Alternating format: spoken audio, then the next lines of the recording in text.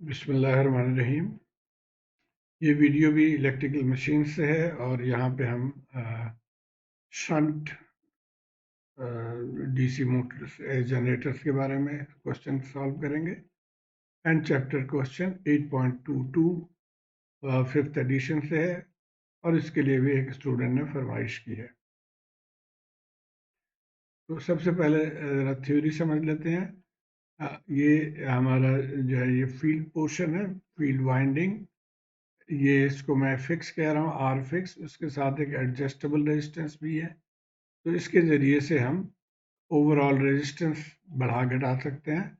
और फिर I F जो फील्ड करंट है उसको भी हम यहाँ से बढ़ा घटा सकते हैं बाय वेरिंग आर एफ। और ये हमारा जो है आर्मेचर जनरेटर साइड है। इसमें आर्मेचर वोल्टेज या बैक ईएमएफ या जनरेटेड वोल्टेज है, ये टर्मिनल वोल्टेज है। और ये आर्मेचर रेजिस्टेंस है, ये आर्मेचर करंट है और वही लाइन करंट है।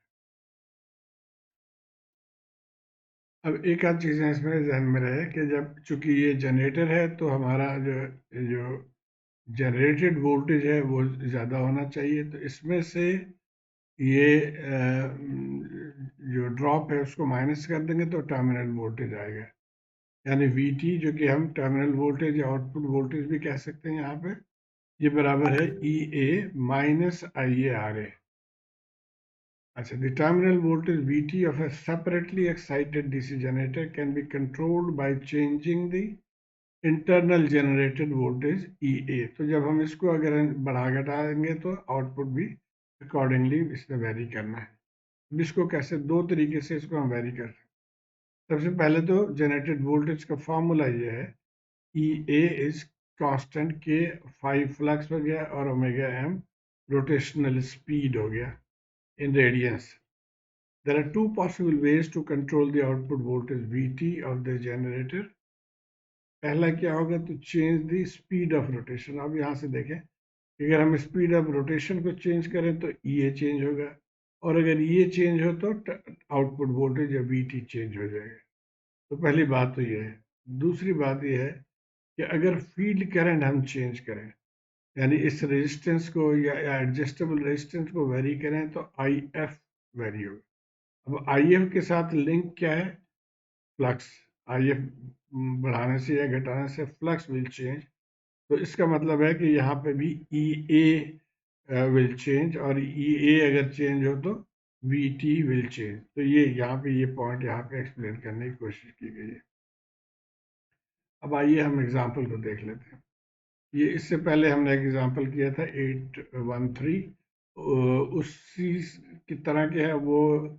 सीरीज डीसी मोटर के लिए है और ये सेपरेटली एक्साइटेड के लिए है।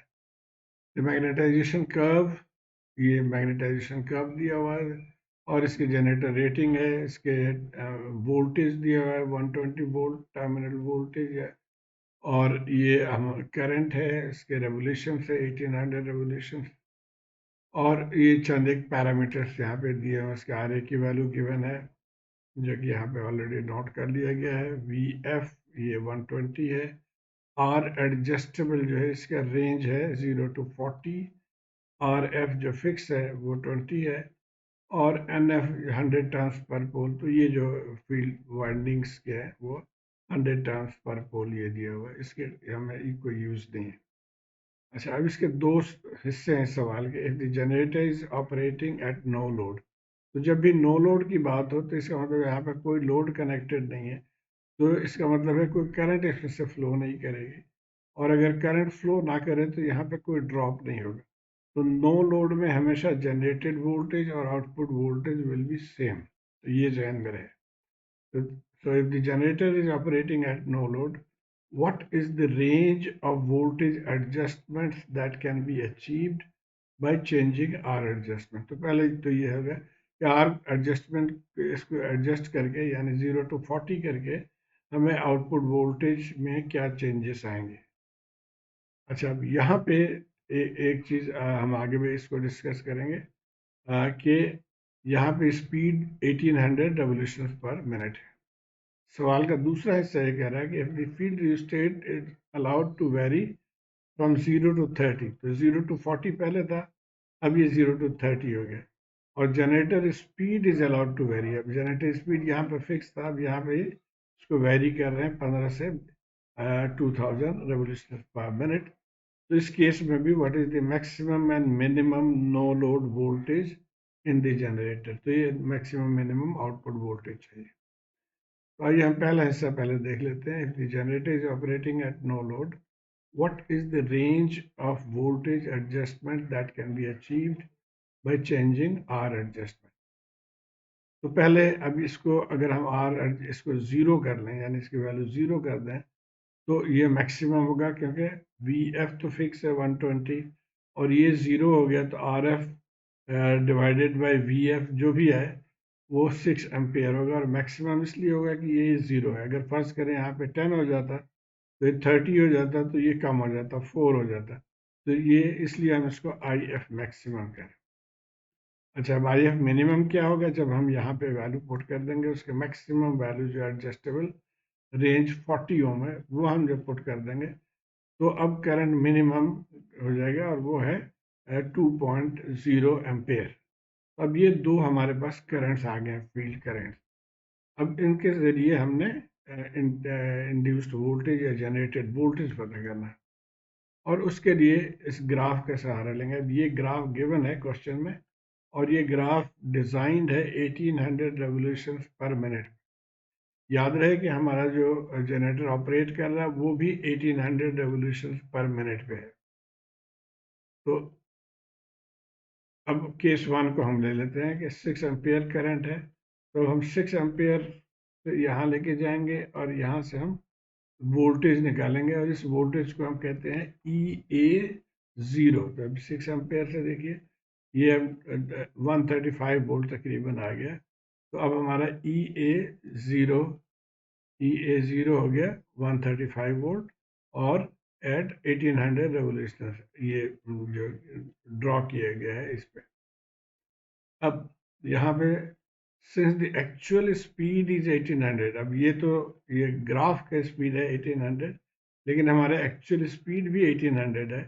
तो इसका मतलब जो EA है एक्चुअल, और EA फ्रॉम ग्राफ यानी EA0, इन दोनों में कोई फ़र्क नहीं होगा। यानी EA0 बराबर होगा EA, इसको आप 1 कह लें, या सिर्फ ये कह लें, और जो कि बराबर है टर्मिनल वोल्टेज के, तो वो भी 135 वोल्ट है। तो ये हो गया मैक्सिमम के केस में। अब मिनिमम के केस में, अच्छा यहाँ एक पॉइंट सिर्फ आपको याद करा दूँ कि अगर ये स्पीड सेम ना होते, यानी 1800 यहाँ पे है और ऑपरेटिंग भी 1800 है, तो फिर हमें इस फार्मूले को यूज़ करना पड़ता, और ये हम इसके पार्ट बी में इसको यूज़ करेंगे। ओके, अब आ जाते हैं केस नंबर 2, जहाँ पे IF मिनिमम 2 है। तो अब 2 पे भी हम उसी तरह यहाँ से लेके जाएंगे और लाइन ड्रॉ करेंगे, तो ये 79.5 वोल्ट के करीब है ये वोल्टेज। तो ये वोल्टेज भी, आउटपुट वोल्टेज भी हमारा अब इस केस में 79.5 हो गया। तो रेंज क्या हुआ? 79.5 से लेके 135 volt output voltage will very जब हम ये रेजिस्टेंस R एडजस्ट को हम चेंज करेंगे। तो पहला पार्ट ये आ गया। पार्ट बी में थोड़ा सा डिफरेंट है कि वहाँ पहले हम 0 to 40 पे गए थे, अब ये कह रहे थे 0 to 30 वेरी करें R एडजस्ट को, लेकिन जनरेटर स्पीड भी वेरी कर रहे हैं यहाँ पे। अब वहाँ पे इट वॉज फिक्स्ड ऑन 1800, लेकिन यहाँ पे 1500 से लेके 2000 के रेंज पे जनरेटर स्पीड विल वेरी। उस केस में भी अब मैक्सिमम और मिनिमम आउटपुट वोल्टेज हमें मालूम करना है। तो पहले तो ये हम इसी तरह निकाल लेंगे। IF मैक्सिमम यहाँ 0 पुट कर दिया हमने, 6 एम्पेयर, जस्ट हमने जो पहले निकाला था एग्जैक्टली वही आंसर है। और अब यहाँ से इस ग्राफ में भी हमने निकाला था सेम वोल्टेज, 135 वोल्ट आ गया। अब ये जो 35 वोल्ट है, ये इसको हम कहते हैं EA0, 1800 RPM पे 135 वोल्ट। अब हमारा RPM आप देखें 1500 है और 2000, हम पहले 2000 लेंगे, because as the RPM increases the voltage will increase. तो इसलिए मैक्सिमम वाले केस में हम 200 RPM लेंगे। और ये जो फार्मूला मैंने बताया था कि इस फार्मूले को हमने यूज़ करना, ये हमने निकाल लिया ग्राफ से। ये हमारा आरपीएम अभी गिवन है 200, N0 ये 1800 आरपीएम, और ई ए अभी निकालना है हमने। तो यहाँ से अब इस फॉर्मूले से मैनिपुलेट करके और वैल्यूज पुट करके ई ए हो गया 150 वोल्ट। तो जो ई ए है वही हमारा आउटपुट है वी टी। तो ये 150 वोल्ट आ गया पहला केस। अब दूसरे केस में केस 2 में एडजस्ट अब ये 30 तक हम करेंगे। तो अब यहाँ हमने करंट निकाले उसी तरह से 30 को हम यहाँ लिख के 2.4 आ गया। अब हम उसी ग्राफ में आ जाते हैं और यहाँ 2.4 के अगेंस्ट अब ये हमारे पास 93.1 वोल्ट आ गया। तो अब ये हमारा ई ए ज़ीरो हो जाएगा सेकंड केस में। तो अब ई ए ज़ीरो 1800 आरपीएम है, उस पर 93.1 वोल्ट आएगा। अब यहाँ पे भी हम वही फार्मूला लगाएंगे, लेकिन अब हम पहले हमने 2000 आरपीएम यूज़ किया था।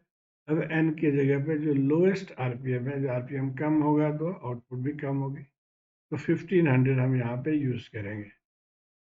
सो फार्मूला देखिएगा, 1500 हमने एन की जगह पे यूज़ किया, N0 1800 इस ग्राफ से ले लिया, और ये जो ई ए ज़ीरो है 93.1, तो ई ए आ गया 77.6। तो ये मिनिमम के केस में हुआ। तो ये सॉरी यहाँ मैक्सिमम लिखा गया, गलत है। The minimum no load voltage is 77.6 volt. तो उम्मीद है आप इसको फॉलो कर पाए होंगे। शुक्रिया।